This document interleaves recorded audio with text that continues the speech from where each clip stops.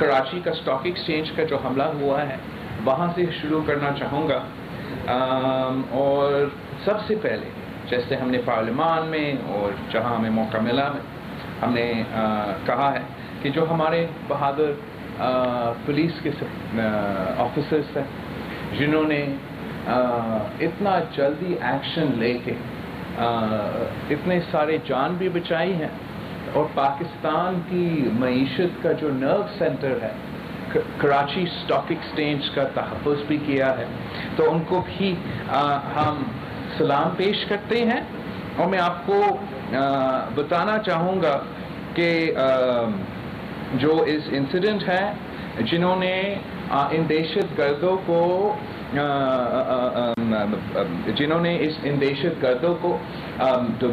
Officers हमारे heroes जिन्होंने इनको रोका, जिन्होंने इनको मारा, उनमें से एक हमारा रफ़ीक सुमरो है जो कि उमरकोट से है, उसने 2 दहशतगर्द को मारे। फिर हमारा एक खलील जुतोई साहब है जो जाम शोरों से है, उसने भी एक दहशतगर्द को मारा था। और एक सलीम ब्रोही साहब है जो नवाबशाह से है, उसने भी एक दहशतगर्द को मारा था। तो उनको भी हम सलूट करते हैं। और जो हमारे शहीद है, हमारा पुलिस ऑफिसर जो कि शहीद है, वो SIP शाहिद अली का शहीद जो कि लियारी से ताल्लुक़ रखता था, कराची से ताल्लुक़ रखता था, वो इस इंसिडेंट में शहीद हो चुके। और फिर 3 जो हमारे security guards Karachi stock exchange के जो हसन बलोच साहब है लियारी से, खुदायार खान शहीद है औरंगी टाउन से, और इफ्तिखार शहीद है हमारा न्यू कराची से। और इन बहादुर ऑफिसर्स ने सिंध पुलिस के ऑफिसर्स ने इतना कामयाबी, और पूरा पाकिस्तान जो है कराची से लेके इस्लामाबाद तक उन पे फ़ख्र करते हैं। सिंध हुकूमत ने हमारे शोदा के लिए, हमारे ऑफिसर्स के लिए रिवॉर्ड्स भी ऐलान किए हैं। और जो कराची का लॉ एंड ऑर्डर का सिचुएशन है या पूरा सूबा का जो सिंध का जो लॉ एंड ऑर्डर सिचुएशन है काफ़ी बेहतर हुई है। और वो सिर्फ इसलिए कि हमारे जो लॉ एनफोर्समेंट एजेंसीज जो ग्राउंड वर्क करते हैं, चाहे वो हमारे पुलिस हो या हमारे रेंजर्स हो, उनकी कुर्बानी की वजह से, उनकी मेहनत की वजह से सिंध पुलिस के सबसे ज़्यादा शोधा है कराची ऑपरेशन से। और उनके कुर्बानी की वजह से ना सिर्फ हम कराची में सुकून से रहते हैं, की मईशत को जो बूस्ट मिला है ये इनकी वजह से है। और जो पैकेज अलाउंस किया है, मैं समझता हूँ वो हुकूमत की तरफ से एक ऑफर है, लेकिन कराची स्टॉक एक्सचेंज में जो बिजनेसेस है, जो कंपनीज है जिनके ना सिर्फ अब पैसा बचे लेकिन उनका जान का तहफ़्फ़ुज़ किया, उनके तरफ से भी सिंध पुलिस के लिए, सिंध पुलिस के मार्टर्स के लिए और ख़ास तौर पे अपने सिक्योरिटी गार्ड्स के लिए हम उम्मीद करते हैं कि वो भी एक कॉम्पनसेशन दिलवाएंगे, उनका ख्याल रखेंगे। उनका जिम्मेदारी होता है कि जिन्होंने अपना जान बचाया है आप उनका भी खिदमत करें। इसके बाद जो सबसे अहम इशू है वो हमारा कोविड का, कोरोना का जो ग्लोबल पैंडेमिक चल रहा है और जिस तरीके से, जिस तेज़ी से वो पाकिस्तान में फैल रहे हैं वो आपके सामने हैं। कुछ लोग जो जिनका इस वबा का पता ही नहीं, जिन्होंने आज तक पढ़ा ही नहीं, वो कह रहे हैं कि पाकिस्तान का कर्व फ्लैटन हो रहा है, हमारा कोविड केसेस तो कम हो रहे हैं, हमारे अमवात कम हो रहे हैं। ये सफेद झूठ है। The worst is yet to come. अब भी हमारा शराय अमवात बढ़ता जा रहा है, हमारा इन्फेक्शन रेट बढ़ता जा रहा है। आपका जो कर्व है वो सिर्फ तब फ्लैटन होता अगर आप कुछ कदम उठाते उस कर्व को फ्लैटन करने के लिए, जो कि खान साहब की हुकूमत ने शुरू दिन से सैबोटाज करके आज तक कोई कदम उठाने को तैयार नहीं है जिससे हम इस बीमारी के फैलाव को रोक सके, इस वायरस की फैलाव को रोक सके, हमारा शराय अमवात में कमी ले आ सके। हुकूमत ने इसके लिए कोई कदम नहीं उठाया है, तो कोई नहीं कह सकता है कि पाकिस्तान का जो कोरोना वायरस का कर्व है, पाकिस्तान का जो केसेस का इजाफा है, वो सबके सामने है। आज या कल आपका जो पंजाब के यंग डॉक्टर्स है, उन्होंने भी प्रेस कॉन्फ्रेंस किया है और पंजाब के यंग डॉक्टर्स मुतालबा कर रहे हैं कि उनको रिस्क अलाउंस मिले। हम भी मुतालबा करते हैं कि ना सिर्फ पंजाब के वो डॉक्टर्स जो डायरेक्टली आइसोलेशन वार्ड्स में, आईसीयूज में, हाई डिपेंडेंसी यूनिट्स में कोविड पेशेंट्स का ख्याल रख रहे हैं, उनका भी रिस्क अलाउंस होना चाहिए। और हर जो हेल्थ डिपार्टमेंट के डॉक्टर हैं, नर्सेस हैं, मुलाजमीन हैं, जो ER में काम कर रहे होंगे, OPDs में काम कर रहे होंगे, मुख्तलिफ जगह पे भी काम कर रहे होंगे, वो भी एट रिस्क है। वो भी अपने आप को रिस्क में डाल के आजकल काम करने के लिए जाते हैं और उनका भी रिस्क अलाउंस होना चाहिए। जैसा सिंध में हमने हर किसी को हेल्थ अलाउंस दिया, रिस्क अलाउंस दिया है, जैसे हमने शहीद का कोटा दिया है, जैसे हमने रखा है कि अगर वो फौत हो जाए तो उनके खानदान से आप नौकरी भी देंगे। इस किस्म का जो डिमांड है, ये इनका हक है और पंजाब हुकूमत समेत बाकी सूबे को, वफाक को भी सिंध हुकूमत की तरह ये पॉलिसी अपनाना चाहिए। वफाकी हुकूमत ने तो तनख्वाह में भी इजाफा नहीं किया, पेंशन्स में इजाफा नहीं किया, और जो वो कहते हैं हमारा डॉक्टर्स और नर्सेस जो जिहाद कर रहे हैं, उनके लिए भी उनके हुकूक का ना तहफ़्फ़ुज़ किया, उनका मुआशी कॉम्पनसेशन का ख्याल नहीं रखा गया। तो आज पाकिस्तान पीपल्स पार्टी मुतालबा करती है कि जो सिंध ने अपने हेल्थ वर्कर्स को, अपने फ्रंट लाइन वर्कर्स के लिए फैसिलिटीज रखे हैं, पूरे पाकिस्तान में इसी किस्म के कॉम्पनसेशन और फैसिलिटेशन मिलना चाहिए उनको, जो हम कह रहे हैं कि हमारा फ्रंट लाइन वर्कर्स है, हमारे डॉक्टर्स है। अफसोस के साथ कहना पड़ रहा है कि मैं समझता हूं कि जो चैलेंजेस आज पाकिस्तान का सामना कर रहा है, वो हमने अपनी तारीख में कभी इस किस्म के चैलेंजेस का मुकाबला नहीं किया। जिस तरीके से ये 100 साल बाद का वबा का मुकाबला हम कर रहे हैं, जिस तरीके से ये हमारा लोकस का खतरा हर किसान का फसल को खतरा में डालता है, जिस तरीके से पूरी दुनिया में एक मुआशी बहरान चल रहा है, उसका इफेक्ट तो पाकिस्तान पे भी होगा। और हमारे प्रेडिक्शंस है हैवी मॉनसून्स के, सैलाब के भी। तो इस वक्त पाकिस्तान के तारीखी चैलेंजेस हैं। और अफसोस के साथ कहना पड़ता है कि PTI की हुकूमत हर क्राइसिस को एक कैटास्ट्रोफी में तब्दील करती है। अगर कोई खराबी है, कोई मसला है, उसमें PTI हुकूमत बेहतरी लाने के बजाय दे मेक इट वर्स। इन्होंने ऐसा ही कोविड में, कोरोना पैंडेमिक में जबरदस्ती इस वबा को पूरे मुल्क में फैलाया है। जो हम लोकस का हमला को रोक सकते थे, हुकूमत का अपना नेशनल एक्शन प्लान के मुताबिक, लोकस नेशनल एक्शन प्लान के मुताबिक जो हम कदम उठा सकते थे, जिससे हम इस प्ले के इन लोकस का खत्म कर सकते थे। अर्ली स्टेजेस में उनका प्लेन्स उड़ाने जो उन्होंने वादा किया, जहाज बेचने का, प्लेन्स बेचने का, जिससे हम इनको मार सकते हैं, वो भी कदम नहीं उठाने को तैयार है। तो हर जगह वो मसाइल में इजाफा कर रहे हैं। हमारा जो मुआशी सूरत हाल में जो हमारे सामने आ रहा है, जिसमें हुकूमत को चाहिए था कि वो अमीरों पे बोझ डाल के गरीबों को रिलीफ देते, जिसमें अमीरों को चाहिए था कि वो हमारा सेहत का निज़ाम को तहफ़्फ़ुज़ में इजाफा करते और बाकी जगहों में कटौती करते, मगर अफसोस के साथ यहाँ भी वो कदम नहीं उठाए थे। तो इसलिए हम कहते हैं कि हुकूमत जो है वो हर क्राइसिस को कैटास्ट्रोफी में तब्दील करते हैं। सबसे जो अब रिसेंटली जो हुआ है, जिस तरीके से یہ پیٹرول بوم گرائے دیا ہے پورے پاکستان میں، ہر پاکستانی کے جیب پہ ڈاکہ ڈالا ہے.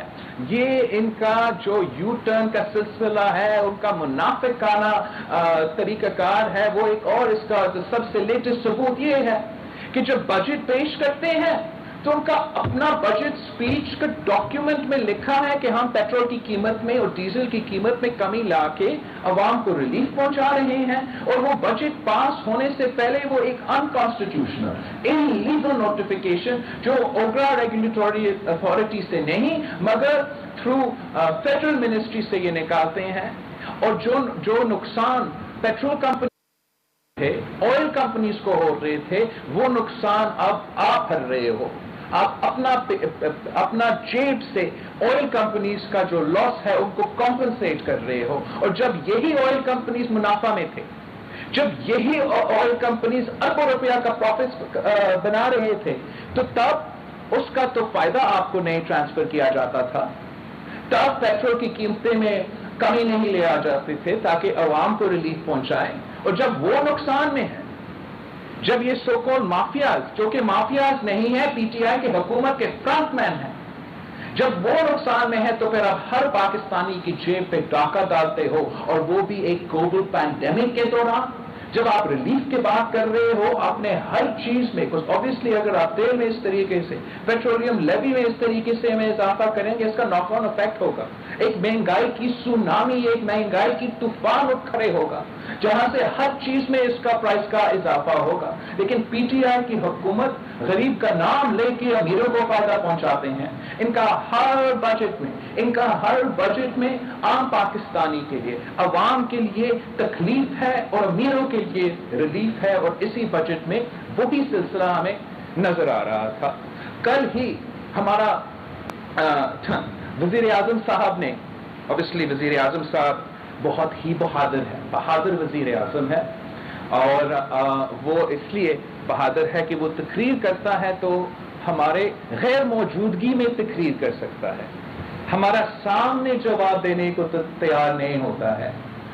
میں نے تو چیلنج بھی کیا تھا وزیر اعظم صاحب کو کہ آپ اگر ہمت ہے تو میرے سامنے آئے پارلیمان میں، ہم ڈبیٹ کریں. ڈبیٹ کا یہ نہیں مطلب ہوتا ہے کہ تقریر کر کے اٹھ کے بھاگ جائے. ڈبیٹ کا یہ مطلب ہے کہ ہمارے بات سنیں، نون لیگ کے بات سنیں، جے یو آئی ایف کی بات سنیں، اے این پی کی بات سنیں، مینگل صاحب کی بات سنیں، پی ٹی ایم کے جو نمائندے ہیں ان کے بات سنیں اور پھر ہمارا جواب دیں.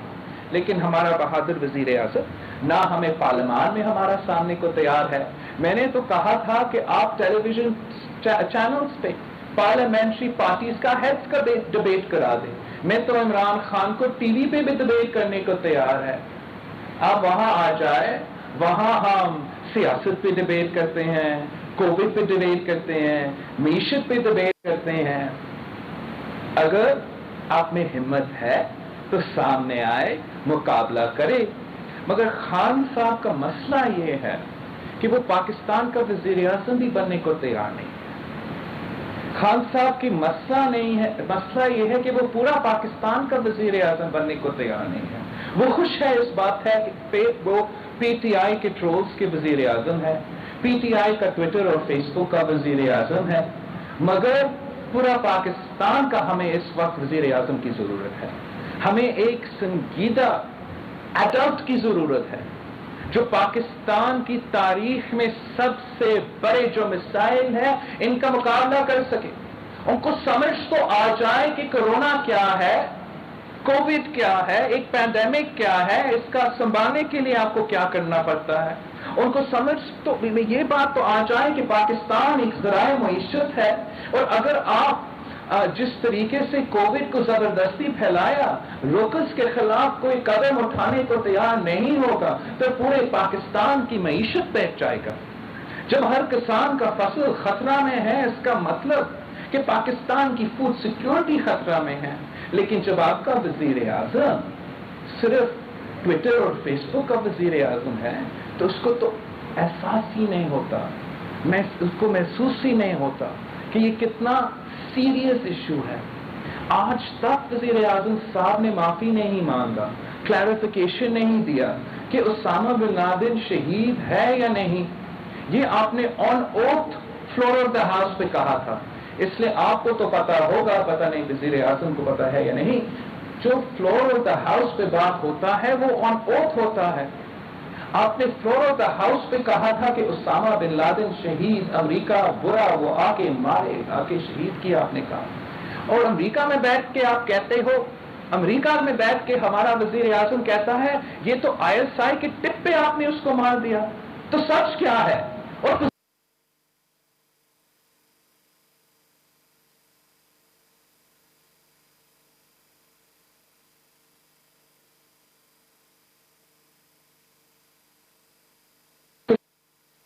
پاکستان کے سولجرز کو, افواج کو شہید کیے, حملے کیے ہیں ہمارے ملٹری ادارے پہ, ہمارا نیول بیسز پہ.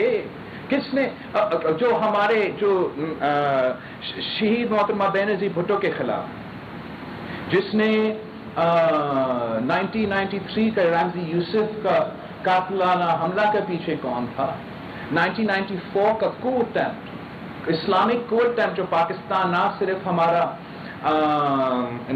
ہمارا جو سویلین لیڈرشپ تھا لیکن ملٹری لیڈرشپ کے خلاف وہ کو اٹیمپٹ, اس کے پیچھے کون تھا؟ جو obviously امریکہ میں اور بیرون ملک میں جو 9/11 ہوا, لیکن اس کے بعد جو پاکستان میں تباہی مچائے, اس کے پیچھے کون تھا؟ اگر اسامہ بن لادن شہید ہے تو آپ کا موقف کیا ہے APS پہ؟ آپ کا موقف کیا ہے ضرب عضد پہ؟ آپ کے موقف کیا ہے سوات کے آپریشن پہ؟ یہ بات پاکستان کے عوام مطالبہ کرتے ہیں کہ ہمارا وزیر اعظم اس پہ کلیریفیکیشن دے. اس لیے پورے پاکستان, پوری دنیا میں پاکستان کی بدنامی ہو رہی ہے, اور آج تک وزیر اعظم نے یہ یہاں تک محسوس نہیں کیا کہ میں نے اس کا وضاحت کرنا ہے. ہم تو جانتے ہیں کہ عمران خان شہید, محترمہ بینظیر بھٹو اسلامک دنیا کی, اسلامک امہ کی پہلی خاتون وزیر اعظم جو دہشت گردی میں شہید ہو چکی تھی, اس کو شہید ماننے کو تیار نہیں, تو وہ کیسے کہہ سکتا ہے کہ اسامہ بن لادن شہید ہے؟ خان صاحب کی احمقانہ, بچکانہ, PTI کا ٹویٹر اور فیس بک کا وزیر اعظم رہنا کو نقصان پاکستان کی فورن پالیسی پہ بھی ہوتا ہے, پاکستان کی معیشت پہ بھی ہو رہا ہے, پاکستان کی جو پینڈیمک رسپانس ہے اس پہ بھی ہو رہا ہے. میں تو حیران ہوتا ہوں کہ یہ وزیر اعظم کہہ سکتا ہے کہ اس کا سب سے بڑا کامیابی ان کا فورن پالیسی ہے. یہ تو عجیب بات ہے. وہ وزیر اعظم جو پاکستان کی پہلا وزیر اعظم ہے جس نے کشمیر پہ پاکستان میں کنسنسس نہ بنا سکا, جس کے ناک کے نیچے مقبوضہ کشمیر میں جو حملہ مودی نے کیا ہے, جو وہ پہلا وزیر اعظم ہے جس نے مودی کا الیکشن کیمپین چلایا, پہلا وزیر اعظم ہے جس نے کہا کہ اگر مودی الیکشن جیتتا ہے تو کشمیر کا مسئلہ حل ہو جائے گا. کشمیر کا مسئلہ حل ہونا کا یہ مطلب تھا. اگر آپ سمجھتے ہو کہ آپ کا فورن پالیسی کامیاب ہے تو بھائی آپ جا کے مقبوضہ کشمیر اور آزاد کشمیر کا عوام سے پوچھیں. یہ تو مذاق بن چکا ہے, مذاق بن چکا ہے کہ جب بھی ہمارا وزیر اعظم اپنا منہ کھولتا ہے تو وہ کہیں نہ کہیں حملہ کر دیتا ہے, کبھی پاکستان کی شہیدوں پہ, کبھی ہمارا فورن پالیسی پہ, کبھی ہمارے ادارے پہ, ہمارا ڈاکٹرز اور نرسز کو. ایک تقریر میں وہ کہہ رہے ہیں کہ یہ جہاد لڑ رہے ہیں. یہ جو ہمارا جہاد لڑ رہے ہیں, تو اس ملک کے وزیر اعظم ہو, تو نے آج تک ایک ڈاکٹر سے, ایک نرس سے, ایک پیرامیڈیکل سٹاف سے, ایک ینگ ڈاکٹرز ایسوسی ایشن سے, ایک PDMA کا ادارہ سے ملے ہیں یا نہیں ملے؟ اس نے اگر ملا ہے تو امیروں سے ملا ہے, اس نے اگر ملا ہے تو انڈسٹریلسٹ سے ملا ہے, بزنس مین سے ملا ہے. پاکستان کا ایک مزدور سے نہیں ملا, ایک محنت کش سے نہیں ملا, ایک ڈاکٹر سے نہیں ملا, ایک نرس سے نہیں ملا, اور پھر ایسے بس باتیں کرتا ہے. اس کا بجٹ یہ ریفلیکٹ کرتا ہے کہ پرائیورٹیز کیا ہے. بجٹ میں آپ پرائیورٹی نہیں ہو, بجٹ میں اس ملک کے سفید پوش عوام پرائیورٹی نہیں ہے, بجٹ میں اس ملک کے غریب سے غریب تر عوام प्रायोरिटी नहीं है। बजट से आपको वाज़ेह नजर आ रहा है कि आपका सेहत का निज़ाम इनका प्रायोरिटी नहीं है, तालीम इनका प्रायोरिटी नहीं है। अगर इनका प्रायोरिटी है तो वो अपना इलेक्टेबल्स को, अपने कैंडिडेट्स को, अपने इत्तेहादियों को स्लश फंड्स वो दे रहे हैं आपके बजट की सूरत में। जो पैसा हम सेहत पे इस्तेमाल कर सकते थे, जो पैसा हम अपना सेहत के निज़ाम में इजाफा करने के लिए इस्तेमाल कर सकते थे, ये हुकूमत वही पैसा अपने ही इलाकों में, अपने ही कैंडिडेट्स के स्कीम्स के लिए इस्तेमाल किए जा रहे हैं। ये इस किस्म के इस टाइम पे जब हमने पाकिस्तान की पूरी मईशत को इस काम में इस्तेमाल करना चाहिए था, इस काम पे लगाना चाहिए था कि हमारा हेल्थ का निज़ाम में इजाफा हो, हम हर पाकिस्तानी की सेहत और जिंदगी को तहफ़्फ़ुज़ करें। उस वक्त हमारा वज़ीर आज़म साहब की बजट एक अमीरों की बजट है, एक PTIMF बजट है, और पाकिस्तान की जो ज़रूरियात है, पाकिस्तान की जो प्रायोरिटीज है, वो मद्देनजर नहीं रखते, वो सबसे आगे नहीं रखे जाते हैं। इसके साथ साथ जो मुसलसल हमला हमारा वज़ीर आज़म की तरफ से हमारा आइन पे होता है, इसकी काबिल मज़म्मत है। जब ये लोग 18वीं तरमीम की बात करते हैं, वो किसी तरमीम की बात नहीं कर रहे हैं, वो आइन पाकिस्तान 1973 कॉन्स्टिट्यूशन की बात कर रहे हैं। PTI का प्लान, ख्वाहिश, मैनिफेस्टो, सो-कॉल्ड नजरिया ये है कि 1 यूनिट को वो जबरदस्ती वापस ले आना चाहते हैं, जिसके सबसे ज्यादा नुकसान इस वफाक को होगा, जिसका सबसे ज्यादा नुकसान पाकिस्तान के गरीब अवाम का होगा। आज भी पूरी दुनिया मान रही है कि हमने सेहत पे और तालीम पे और अपने अवाम के हुकूक पे काफ़ी पैसा खर्च नहीं किया है। अगर हम 1 यूनिट की तरफ वापस चले जाते हैं तो हम ये इंडिकेट कर रहे हैं, ये मैसेज भेज रहे हैं कि हम अपना अवाम के सेहत पे, अपने अवाम के एजुकेशन पे प्रायोरिटी नहीं रखने को तैयार है। हम उनको वो खुद मुख्तारी देने को तैयार नहीं है, जो किसी 18th अमेंडमेंट का वादा नहीं, 1973 का कॉन्स्टिट्यूशन का वादा था। लेकिन हमारा जो झूठा वज़ीर आज़म है, जिसका आमिराना सोच है, उसका हर जगह, वो चाहे वो हमारा मीडिया का दोस्त है, चाहे वो सियासतदान है, वो हर जगह सिर्फ और सिर्फ पॉलिटिकल विक्टिमाइजेशन कर रहा है। मीडिया के हद तक आप देख ले, जियो का अमीर शकील रहमान आज तक जेल में है, रेफरेंस नहीं है, केस नहीं है।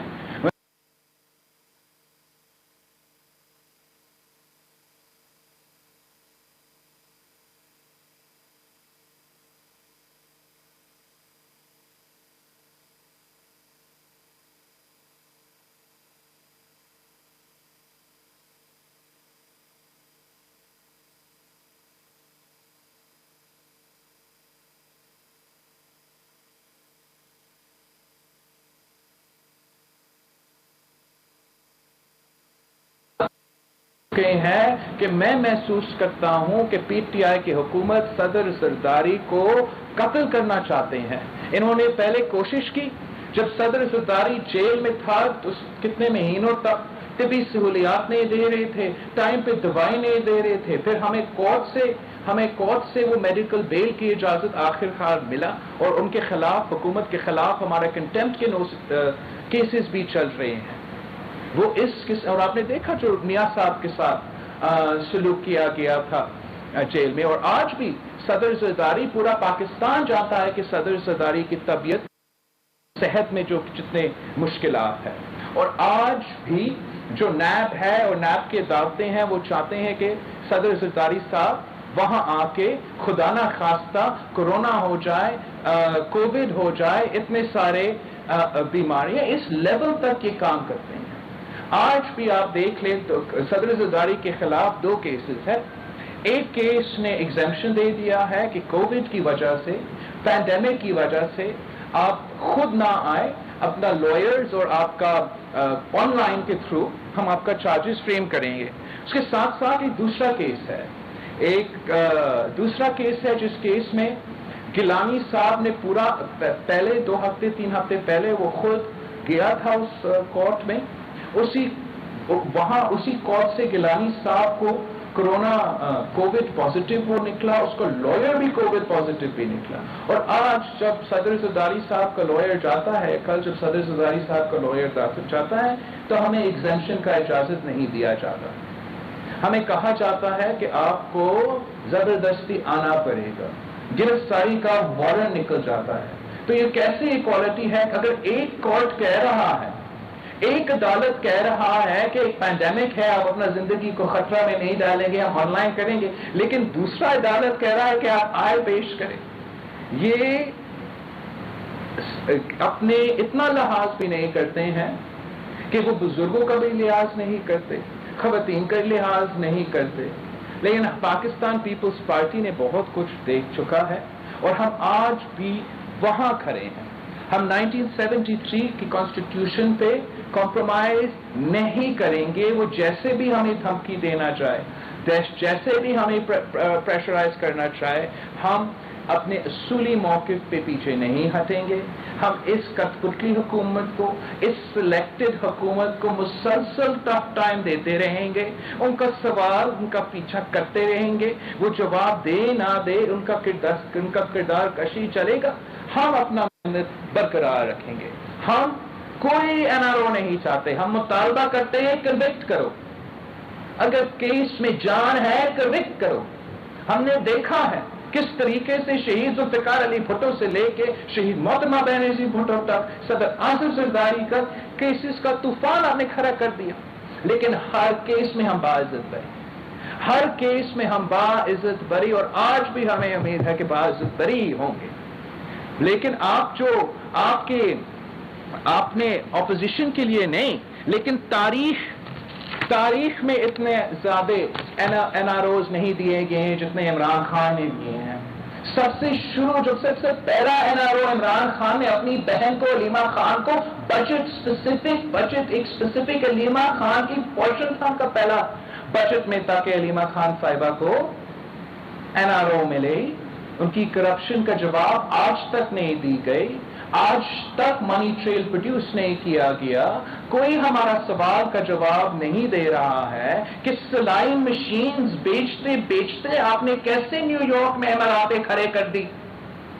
اس کا سوال کا جواب نہیں دیا جا رہا ہے، اور نہ آپ پوچھ سکتے ہو. اس لیے عمران نے NRO انہوں نے پہلے کہتے تھے کہ ایمنسٹی سکیمز چوروں کے لیے ہیں. ایک تو انہوں نے خود 2 ایمنسٹی سکیمز نکالے ہیں اپنے دور میں انہی چوروں کے لیے، اور ساتھ ساتھ خان صاحب خود، عمران خود 2002 میں مشرف کا ایمنسٹی سکیم کا فائدہ اٹھایا. مطلب مشرف کا 2002 کا NRO کا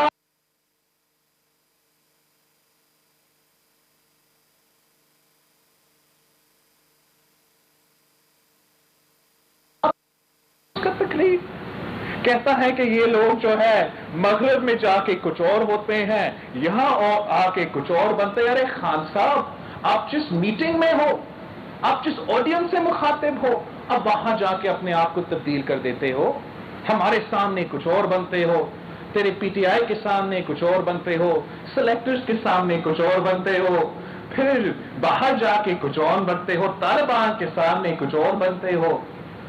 سب سے تاریخی منافق جو ہمارا وزیر اعظم رہا ہے وہ عمران خان صاحب رہا.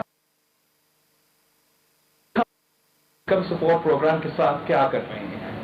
تاریخی پاکستان کے ایک کامیاب ادارہ جو پورا دنیا مانتے چلے، آپ نے بینظیر انکم سپورٹ پروگرام کا نام چینج کر دیا، احساس رکھ لیا، شہباز صاحب کا کامیابی ہے یہ. لیکن آپ نے جو پیسہ دلوایا ہے، انہوں نے لاک ڈاؤن کے دوران 12,000 روپیز جو ان کو 3-4 مہینوں کا قسط میں ملنا ہی تھا، ایک وقت میں ان کو دے دیا تھا. لیکن ان بیچاروں سے پوچھے کہ بجلی کا بل کتنا نکلا، جن کو آپ نے 12,000 روپیز کا بینظیر انکم سپورٹ پروگرام کا ریلیف پہنچایا، ان کا تو 12,000 روپیہ الیکٹریسٹی کا بل نکلا ہے. ایک ہاتھ سے دیا، دوسرے ہاتھ سے لیا. یہ کس قسم کا انصاف ہے؟ انہوں نے کیش ٹرانسفر پروگرام میں اضافہ کرنا چاہیے تھا. اگر غریب کا خیال تھا، اگر غریب کا تکلیف تھا، اگر غریب کا احساس ہوتا تو پھر سوشل پروٹیکشن پروگرامز میں 34 بلین روپیز اس سال پچھلے سال کے ریلیزز سے کام کیوں رکھا گیا ہے؟ یہ تو صرف اور صرف وہ غریب ترین عورتیں جو بے نظیر انکم سپورٹ پروگرام کے نیچے آتے ہیں ان کے لیے ہیں. آپ نے ان کو بھی غریب سے غریب تر عوام کو ریلیف پہنچانا ہے، لوور مڈل کلاس کو آپ نے ریلیف پہنچانا ہے. یہ ایک پینڈیمک ہے. اس حکومت کا کنفیوژن، اس حکومت کا کوئی اسٹریٹجی، چاہے وہ کووڈ ہو، چاہے وہ لوکلس ہو، چاہے وہ معیشت ہو، وہ نظر ہی نہیں آ رہا. پنجاب میں یا جو بھی صوبہ وہ چلا رہے ہیں، آپ کمپیئر کریں. اگر گورننس ہو رہا ہے تو سندھ اور بلوچستان میں گورننس ہو رہا ہے. پنجاب میں تو آپ کا وزیر اعلیٰ 2 سال سے کوارنٹین میں ہے. کتنے پریس کانفرنسز کیا ہوگا؟ ابھی تک کسی نے سمجھایا کہ کورونا کیسے کاٹتا ہے؟ یہ پاکستان کا سب سے بڑا صوبہ پنجاب کے عوام، اور آپ کا آن ٹریننگ وزیر اعلیٰ آج تک چلا رہا ہے گلوبل پینڈیمک کے دوران. اب پنجاب کے ساتھ بھی ناانصافی ہو رہا ہے. وفاقی حکومت کی طرف سے جو ان کی شارٹ فال کی وجہ سے 229 بلین روپیز سندھ کو نہیں دیا گیا، اور پنجاب کو بھی وفاقی حکومت کی نالائکی آپ اٹھا رہے ہو، وفاقی حکومت کا ناکامی آپ اٹھا رہے ہو. آپ کا بجٹ سے 483 بلین روپیز آپ کو نہیں ملا. 483 بلین روپیز آپ ذرا سوچیں اس کا کیسے استعمال کر سکتے تھے اس وقت. یہ آپ کے ینگ ڈاکٹرز، آپ کے نرسز کی جیب میں جا سکتا تھا. یہ آپ کا ہیلتھ کیئر کیپیسٹی میں اضافہ کرنے کے لیے جا سکتا تھا. لیکن وفاقی حکومت نے آپ کا جیب پہ ڈاکہ ڈال کے پھر کہتے ہیں کہ 18th امینڈمنٹ کے کوئی مسئلہ نہیں، ان کا اپنا نالائکی. یہ خود اپنا ٹیکس ٹارگٹس نہیں میٹ کر سکتے، یہ خود اپنا کام نہیں کر سکتے. سندھ ہو یا پنجاب ہو یا بلوچستان ہو یا کے پی ہو، ہم اپنا ٹیکس ٹارگٹس پہ کام کر رہے ہیں. سندھ میں ہم نے اس مشکل صورتحال میں بھی کامیابی حاصل کی ہے. لیکن وفاقی حکومت کا نالائکی، وفاقی حکومت کی کوٹائی، وفاقی حکومت کا ناکامی پنجاب کے عوام کیوں اٹھائے؟ جب ان کا اتنا ضرورت ہے، اتنا غربت ہے، بے روزگاری میں اتنا اضافہ ہو رہا ہے، مہنگائی کا طوفان چل رہا ہے، وبا، گلوبل پینڈیمک، ان صورتحال میں بھی آپ صوبے سے چوری کر رہے ہو. ایک ہمارا چیلنج نہیں مانتے. ڈبیٹ کا چیلنج تو کہاں مانے گا بزدل عمران، مگر ہمارا جو میں نے چیلنج کیا تھا کہ جو آپ ہاسپٹلز چوری کرنا چاہتے ہو، چاہے وہ NICVD ہو، JPMC ہو، NICH ہو، ایک ہاسپٹل آج تک ایک حکومت کا ہاسپٹل PTI مجھے نہیں بتا سکا کہ انہوں نے بنایا ہو جو کہ میرا NICVD، JPMC یا NICH سے مقابلہ کر سکے. وہ اس لیے انہوں نے کیا ہی نہیں. صرف ٹویٹر کے فوٹو شاپ اور فیس بک کے فوٹو شاپ سے کام نہیں چلے گا. پاکستان کے عوام اس وقت صرف اور صرف حکومت کی طرف دیکھ سکتی ہے. معیشت کے بحران ہے، ہر پاکستانی کی زندگی، صحت اور معاشی صورتحال خطرہ میں ہے. اگر وہ حکومت کی طرف سے وہ ریلیف نہیں ملے گا تو پھر عوام مجبور ہو جائیں گے، مجبور ہو جائیں گے کہ اس صورتحال میں بھی ایک گلوبل وبا کے دوران ان کو سڑکوں پہ نکلنا پڑے گا، احتجاج کرنا پڑے گا. اس وزیر اعظم کو، اس کٹ پتلی کو وزیر اعظم ہاؤس سے کھینچ کے باہر پھینکنا پڑے گا.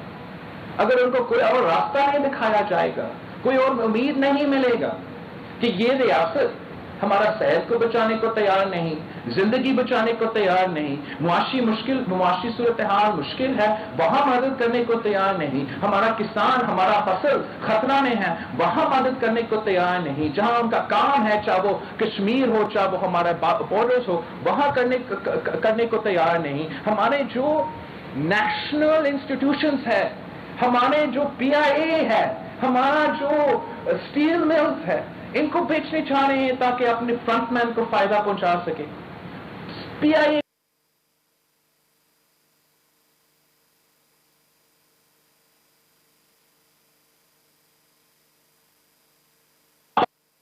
کو کیا پتا ہے کہ محنت کیا ہے، ہمارا پائلٹس کے، ہمارا ایئر ہوسٹسز کے، ہمارا انجینئرز کے، ہمارا ایئر ٹریفک پائلٹس، ان کو کیا پتا ہے؟ ان کو کیا پتا کہ ہر 6 مہینے بعد پائلٹس کو ان کا ٹیسٹ پھر سے بیٹھنا پڑتا ہے، لائسنس ریڈیو ہونا پڑتا ہے، وہ سیمولیشن بھی کرتے ہیں، وہ تھیوری کا اپنا وہ ٹیسٹ کرتے ہیں، جب وہ پاس ہوتے ہیں پھر وہ نہیں ہوتا ہے۔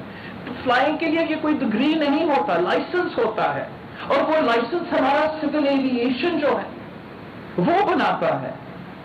سول ایویشن کا ادارہ نہ صرف پی آئی اے بلکہ ہمارا باقی پلینز، باقی پائلٹس جو ہے پاکستان میں، وہاں سے وہ اپنا سرٹیفکیشن لیتے ہیں، اور جو وہ وزیر جن کا اپنی ڈگری جاری ہے، اور مجھے اس لیے پتا ہے کہ اس کو بلیک میل شاید کیا گیا ہوگا کہ پاکستان پیپلز پارٹی سے نہ لڑے، انڈیپینڈنٹ لڑے وہ 2002 کے الیکشنز میں، کہ جعلی ڈگری ہے۔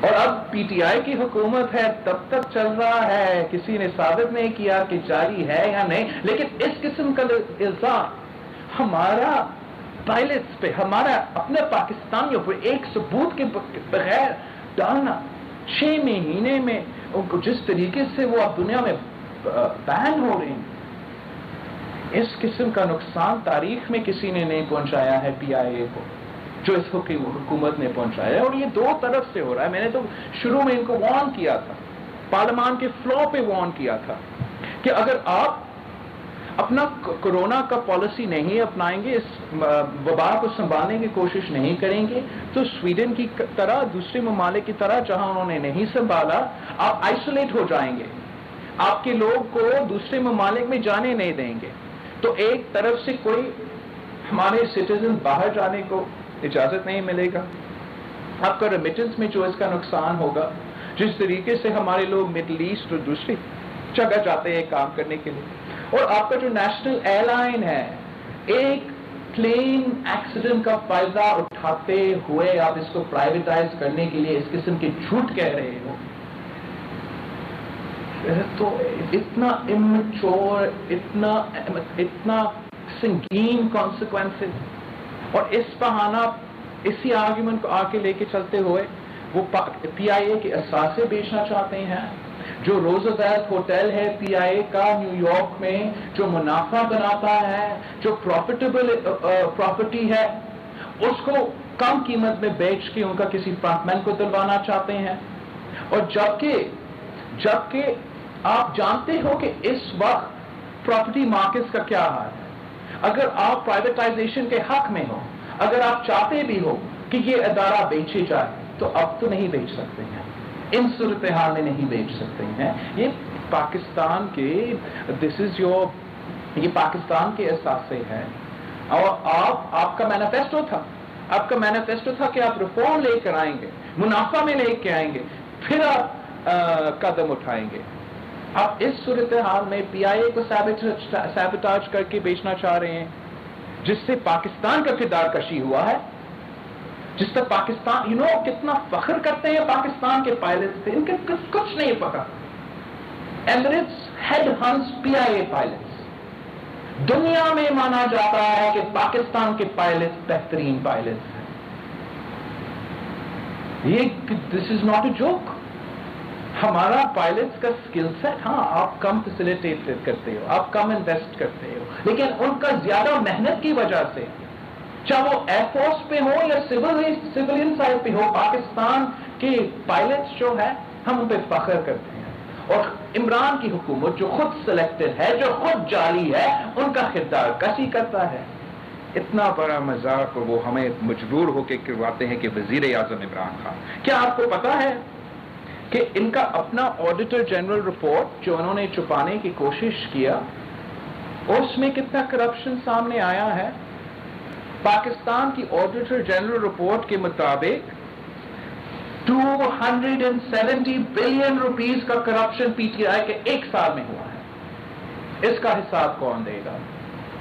اگر آپ اکاؤنٹیبلٹی اور کرپشن کے واقعی خلاف ہو تو یہ تو ماضی کی بات نہیں ہوتا ہے، وہ آج کا دور کا ہوتا ہے، آج کا حکومت کا، موجودہ حکومت کا احتساب اکاؤنٹیبلٹی ہوتا ہے۔ جب آپ کا اپنا آڈیٹر جنرل رپورٹ کہتا ہے کہ 270 بلین irregularities اور کرپشن میں چلا گیا، آپ نے اپنے وزیر کو کیوں نہیں ہٹائے؟ جو این آر او کے چیک کرتے ہیں، اصل میں ان کا ہر پالیسی این آر او رہا ہے. یہ جو شوگر کمیشن کا ڈرامہ تھا، یہ ان کا لیٹسٹ این آر او تھا. یہ این آر او تھا وزیر اعظم کے لیے خود، اسد عمر کے لیے خود، بزدار کے لیے، ترین کے لیے، اور ترین کے لیے ایگزٹ اسٹریٹجی. ایک زمانہ میں جدہ کا اسٹریٹجی تھا، اب لندن کا اسٹریٹجی بھی ترین کو مل گیا ہے.